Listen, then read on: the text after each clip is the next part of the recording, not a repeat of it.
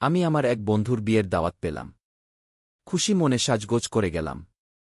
মনে মনে ভাবছি, আজকে কঠিন কোপ দিমু। বিয়ের মাঠে ঢুকে দেখি চারপাশে আলো ঝলমল, ডেকোরেশন জমজমাট, মানুষজন নাচে গানে ব্যস্ত। আমি আনন্দে বসে পড়লাম। হঠাৎ ঘোষক বলল, এবার বরকনে মঞ্চে আসবেন।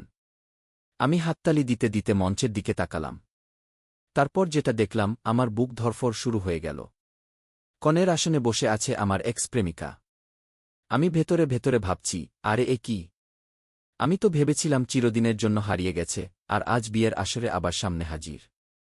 চারপাশে সবাই খুশি, বর হাসছে, কনে লজ্জায় মাথা নিচু করে বসে আছে।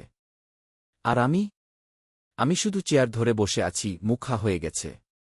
মাথায় শুধু একটাই কথা ঘুরপাক খাচ্ছে, দোস্তু, জগৎটা আসলেই ছোট, আর সারপ্রাইজে ভরা। শেষে আমি শুধু কোল্ড ড্রিঙ্কসের গ্লাস হাতে নিয়ে বললাম, চিয়ার্স টু মাই এক্স।